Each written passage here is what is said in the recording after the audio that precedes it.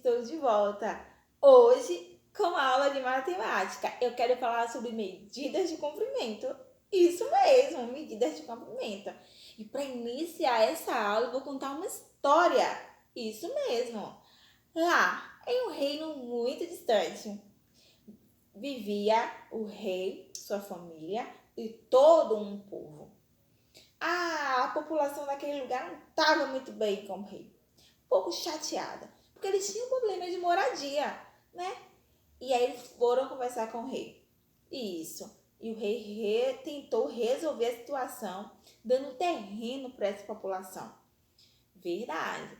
E ele fazia a medida desses terrenos com os pés. Isso mesmo, com os pés. Ele mediu o terreno com os pés. Ah, mas durante esse processo, durante esse tempo que ele começou a medir, aconteceu algo muito trágico. O rei morreu. E depois que o rei morreu, quem passou a fazer a medida dos terrenos foi o reizinho, o filho do rei. Usaram o pezinho dele para fazer as medidas do terreno. Isso mesmo. E você sabe o que acontece?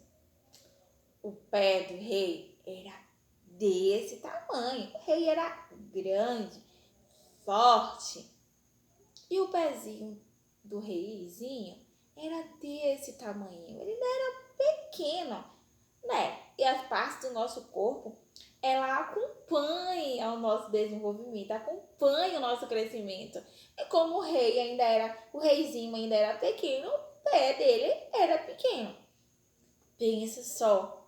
O povo ficou muito triste porque o rei tinha morrido e também muito triste porque agora os terrenos que eram bem grandes passaram a ser bem pequenos. Isso mesmo.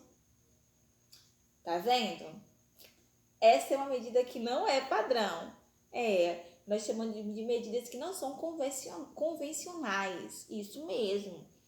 E aí, você vai poder observar a partir dessa historinha que eu te contei, que vai variar muito a medida se você usa as partes do corpo.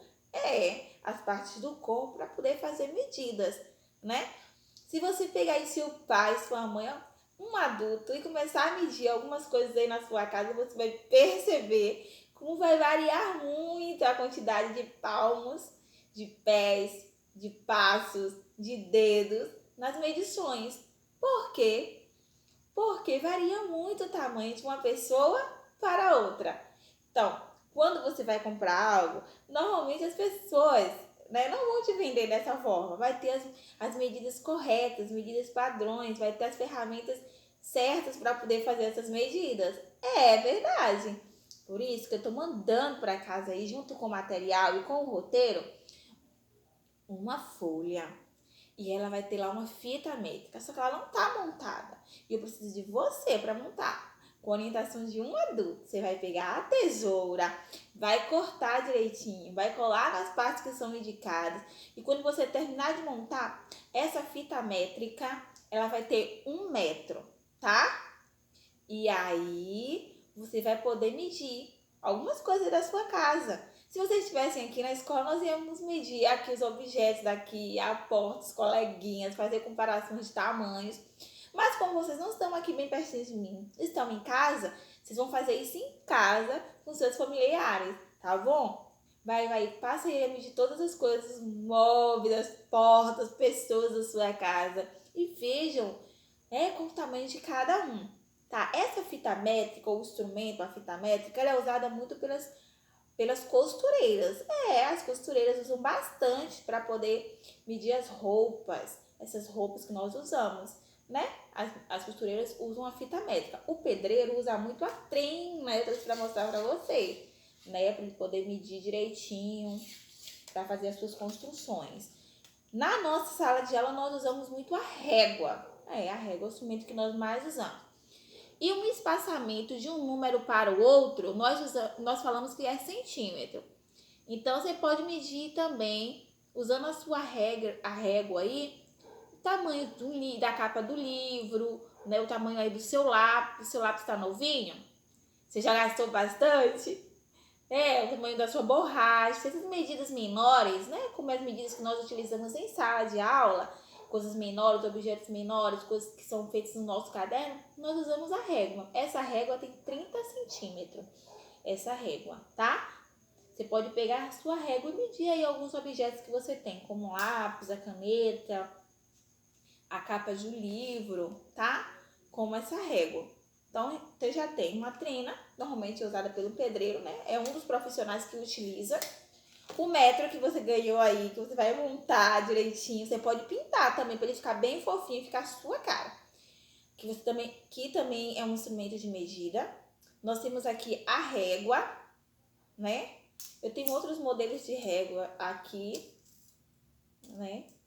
Mas também é a mesma coisa, porque aqui existe uma medida padrão.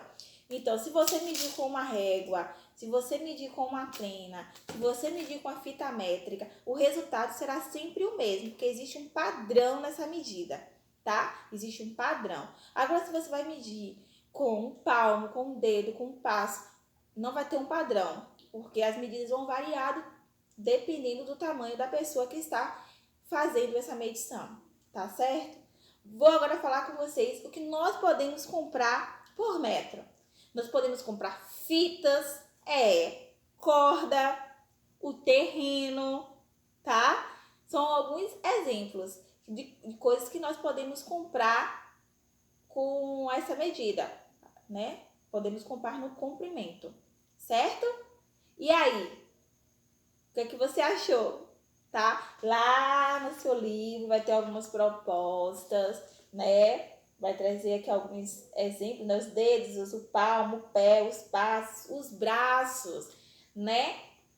Que vão dar.